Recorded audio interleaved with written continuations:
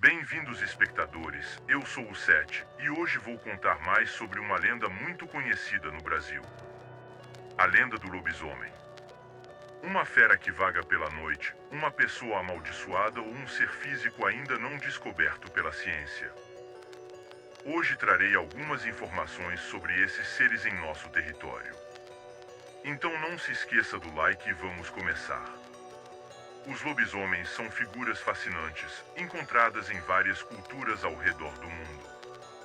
Desde as antigas lendas europeias, gregas e do Oriente Médio até as histórias dos nativos americanos, eles têm sido uma fonte de medo por séculos, e no Brasil não seria diferente. Mas o que seria o lobisomem ou o licantropo? Simples, é uma pessoa capaz de voluntariamente ou não se transformar em um híbrido com algum animal, normalmente lobos, mas não é restrito a somente isso. Essa metamorfose é frequentemente retratada como dolorosa e assustadora. As origens dos lobisomens remontam a antigas mitologias, onde eram frequentemente associados a rituais de transformação e maldições. Já em algumas culturas, eram vistos como guardiões das florestas, enquanto em outras, como criaturas malignas. No Brasil, essa lenda que conhecemos chegou junto dos colonizadores portugueses por volta de 1600, mas aqui em território nacional já havia algumas lendas parecidas, com a de um humano tomando forma de animais ou híbridos como o boto, por exemplo. Aqui falaremos dos tipos de lobisomens no território brasileiro segundo as lendas locais, e também como essas feras surgem. O tipo mais famoso e que de longe tem mais relatos e avistamentos é o tipo porcão ou barrão. Essa forma, segundo relatos, é a de um ser humanoide peludo e alto, com proporções estranhas em seus membros e uma cara de porco deformada. É dito também que esse ser emana um cheiro horrivelmente insuportável capaz de desorientar um homem adulto. Esse tipo é avistado em praticamente todo o território nacional e nos países vizinhos. Ele vaga pelas estradas à noite buscando por algo para comer, e aparentemente não tem muitas restrições no que ele considera como comida. Indo desde pequenos animais domésticos e de criação, até lixo e por muitas vezes fezes. Esse ser, segundo o ditado popular, é alguém que escolhe se tornar esse ser, por meio de pactos com entidades malignas ou simplesmente aceita uma maldição que já o foi imposta no nascimento. As pessoas que se tornam esse tipo são ditos como ardilosas ou traiçoeiros, pois prefere não ir de encontro com as pessoas, mas espera seus desafetos estarem sozinhos ou vulneráveis e volta como fera para assustar ou coisa pior. O segundo tipo é mais comum nas regiões norte e nordeste, mas também ocorre no norte de Minas. O tipo a seguir é o amarelo, doente ou também chamado de carniça. Ele é muito parecido com o porcão, mas quase sem pelo algum e muito magro, quase esquelético. Essa variante da lenda surgiu durante a Grande Seca de 1915. Uma das lendas contam que um homem muito ruim que era dono de uma grande fazenda na região nordeste, ele foi tão ruim com a população no tempo da seca que foi atacado pela mesma. Dele foi tirado tudo menos a vida, pois queriam que ele vagasse pela caatinga com fome e sede, para que entendesse o que a população estava passando diariamente enquanto ele os agredia e negava comida e água. Mas aquele homem, que era tão ruim quanto orgulhoso, aceitou sua punição e vagou sem rumo por dias a fio. Após 33 dias ele avistou um banquete no meio daquela mata seca. Tinha carne, água e bebida à vontade. Ele, sem perder tempo, comeu tudo que coubera em seu estômago. Em seu momento de descanso após tamanho banquete, um homem com uma velha capa de couro apareceu em sua frente como se saído de um tornado de areia. Perguntou aquele quase homem: Você deseja que nunca mais te falte comida? Sim, eu quero. Então assim será feito. Nunca mais ficarás sem o que comer nessa terra. E tão rápido como surgiu, o ser sumiu numa nuvem de poeira. O ex-fazendeiro não entendeu, pois nada tinha mudado. Ele continuava na caatinga, sozinho e sem esperança, mas a resposta dele veio quando olhou para o suposto banquete que comia. Eram larvas e mais larvas. Assustado e enojado, começou a devolver o que tinha comido, mas já era tarde demais. O pacto estava feito. Durante a noite ele sentiu uma imensa dor e fome. Quando ele deu por si, estava numa estrada vomitando lixo e larvas. As memórias voltaram e ele se lembrou de todo o lixo que comeu quando estava virado em fera. E é assim que esse tipo age, sempre magro e com fome, sempre comendo, mas nunca saciado. Essa é sua sina. O próximo é um tanto estranho e peculiar. Ele é comum na região central e sudeste. O tipo que iremos falar é o orelhudo ou cadeirudo.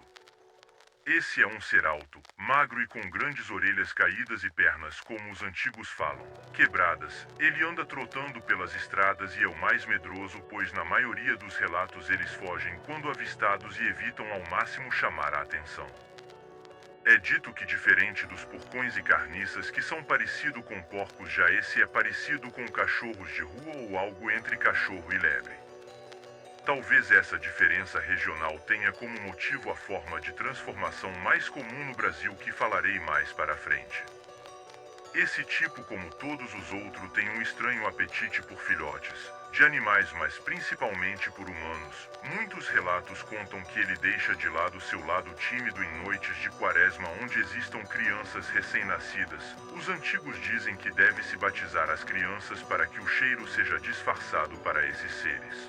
Mas não somente o batismo cristão pode fazer isso, mas inúmeras religiões e crenças possuem rituais capazes de o fazer. Uma proteção divina pode ser bem-vinda no caso de uma fera estar atrás do seu filho, não é? Infelizmente, esse tipo, por ser tão reservado em seus relatos, tem poucas informações. E agora o mais famoso dos tipos, retratado no cinema e em histórias de séculos atrás. O lobisomem lupino ou europeu, muito comum na região sul e sudeste devido à grande imigração de europeus no tempo do Império. Esse ser dispensa apresentações, metade homem e metade lobo, uma criatura maligna e sedenta de sangue, surgida de maldições passadas de pais para filhos ou adquirida através de um pacto com um espírito muito conhecido na Goétia, que direi mais à frente. Essa fera pode ser controlada ou não como o porcão, mas tem um físico mais forte e coeso, famoso por atacar o gado e até casas de fazendeiros pela noite. A lua não interfere em quase nada na transformação. Essa lenda surgiu por ser mais fácil de avistar esse ser e até em sair vivo do encontro devido à iluminação lunar. Não me parece coincidência que não tenha relatos desses seres em lua nova, onde uma fera poderia facilmente se esconder na noite escura, e dificilmente uma vítima conseguirá escapar. Uma fera que já assolou a Europa por muito tempo, trazida para cá pelos imigrantes, ou talvez por pessoas que já eram esses seres, vendo uma terra vasta e sem tanto controle da igreja, ou com pessoas com conhecimento do que ele realmente é. E por último, o mais assustador e perigoso, mas muito raro: o lobisomem fantasma ou espírito de fera.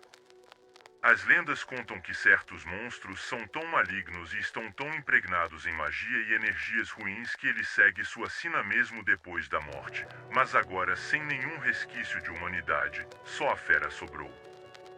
Um homem que morre em forma de fera e não recebe um ritual funerário volta como um desses seres. Toda noite de sua morte, um espírito sai de sua cova e vaga atacando tudo que vê pela frente, branco e com olhos cor de labaredas. É dito que ele também fica repetindo ataques bem-sucedidos do passado, como um loop maldito, uma assombração do tipo impressão. Os demônios ou espíritos que o transformavam em vida se enraizam tanto nos seus ossos que não o deixam livre nem na morte. Esse ser só some ou para de se materializar quando seus ossos são queimados ou somem por ação do tempo. Agora vou falar sobre as formas que esses seres surgem ou são criados.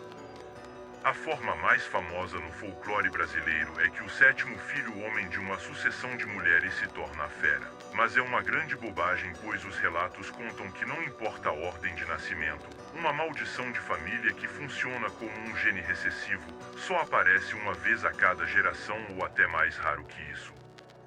É como um resquício de magia causada por maldições antigas de antepassados ou pactos familiares há muito tempo. A outra forma é através da magia em rituais tão complicados e específicos que levam anos de prática e aperfeiçoamento. Depois de tudo feito, eles se transformam somente usando poucas palavras mágicas e certos rituais como rolar na lama, ou em onde os animais deitam.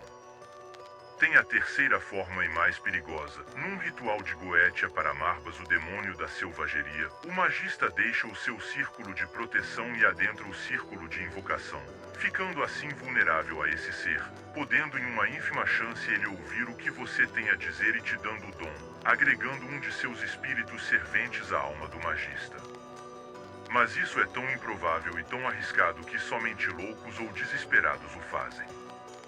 Seja através de pactos, maldições ou magia, esses seres povoam o imaginário popular e não é nada raro encontrar uma pessoa que afirma ter vivido uma experiência com esses seres da noite.